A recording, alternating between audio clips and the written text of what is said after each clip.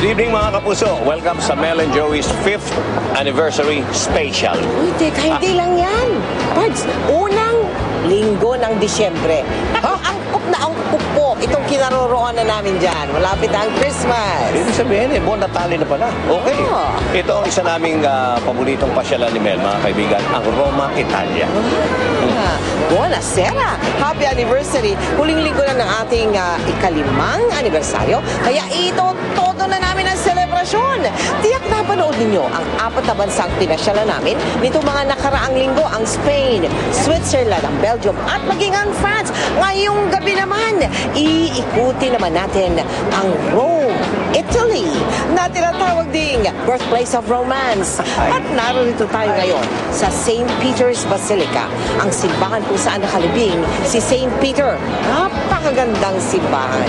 At bukod pa po sa mga magagandang tanawin dito sa Roma, mga kaibigan, marami din kayo makikilalang kababayan natin na naririto na nagtatrabaho sa Vatican.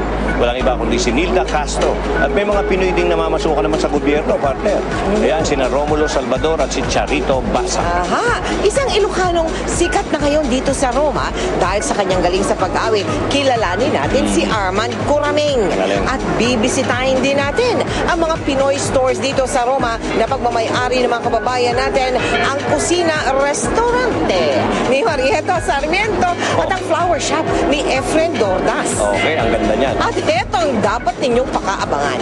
Alam niyo bang, napakapalad po namin sapagkat kami nakadalo sa isang Angelus kasama ang banal na Santo Papa sa Castel Gandolfo, ang summer residence ng Santo Papa. Okay, dito nyo lang mapapanood yan, mga kaibigan. Sa nag-iisa nyong paboritong kasalo sa kwentuhan tuwing linggo ng gabi, ang Mel and Joey. Welcome to Italy.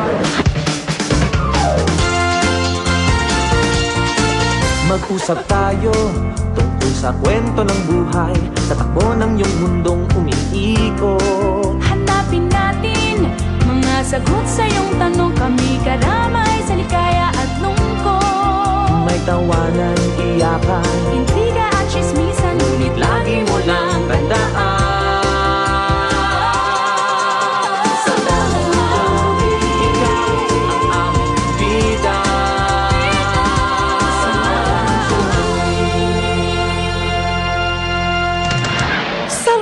May mga natatanging simbahan ang hindi dapat palampasin. Ito ay ang 4 na papal basilica na naririto sa Roma. Ayon sa mga kwento, kung sa inyong unang bisita sa Roma ay nakumpleto mo ang pagbibisita iglesia sa 4 na basilikang ito, meron ka na raw indulhensya sa kalangitan. Ang mga basilika ay ang Lateran Basilica o ang Papal Basilica of St. John Lateran. Ito ang cathedral ng Bishop ng Rome. Walang iba kundi ang Pope. Ang basilika lang na ito ang tinatawag na Archbasilica. Ang Basilica of St. Paul, outside the wall, kilala rin ito bilang the Ostian Basilica.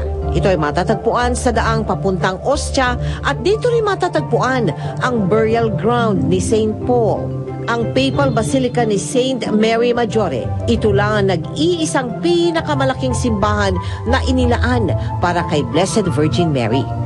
At ang St. Peter's Basilica o ang Vatican Basilica, ito na ang tinaguriang the Mother of all Churches at tinuturing na isang major pilgrimage site ng bawat Kristiyano sa buong mundo. Dito rin matatagpuan ang libingan ni St. Peter, isa sa mga apostles ni Jesus Christ at ang unang bishop ng Roma. Ang 4 na basilika na ito ay mayroong holy door na binubuksan lamang tuwing Jubilee year. Higit sa sinasabing mga kapatawaran sa kasalanan. Katungkulan ng bawat Katoliko ang pagbisita bilang pagbibigay pugay sa pagiging Kristiyano. Pasalubong din lang na galing sa Roma ang pag-uusapan, wala nang mas inaasam pa kundi ang mga rosaries from Rome. At bakit nga ba hindi? Dekalidad, maaaring pabendisyonan sa Santo Papa at makabuluhan ang inyong ibibigay sa mga mahal ninyo sa buhay pagbalik ng Pilipinas. Ano po ba ang blessings o ang indulgence na nakukuha ng isang nagdadasal ng rosaryo? mga rosas na pinagsama-sama ito eh.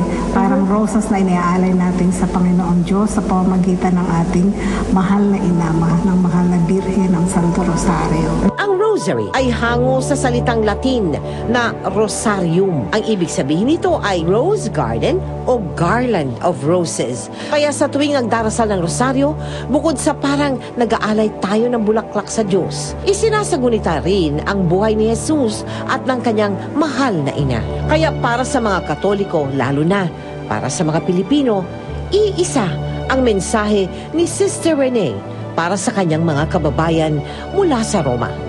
So katulad po ng sinabi ng at paanyaya ng mahal na Birhen sa Lourdes, sa Fatima, tayo pong lahat ay inaanyayahan na magdasal ng Santo Rosario para sa ganon ay makapag-alay tayo ng mga mumunting rosas ng ating pag-ibig at pagmamahal sa Panginoong Diyos. Thank you very much, Sister. Salamat po. Salamat po ng marami. Yeah.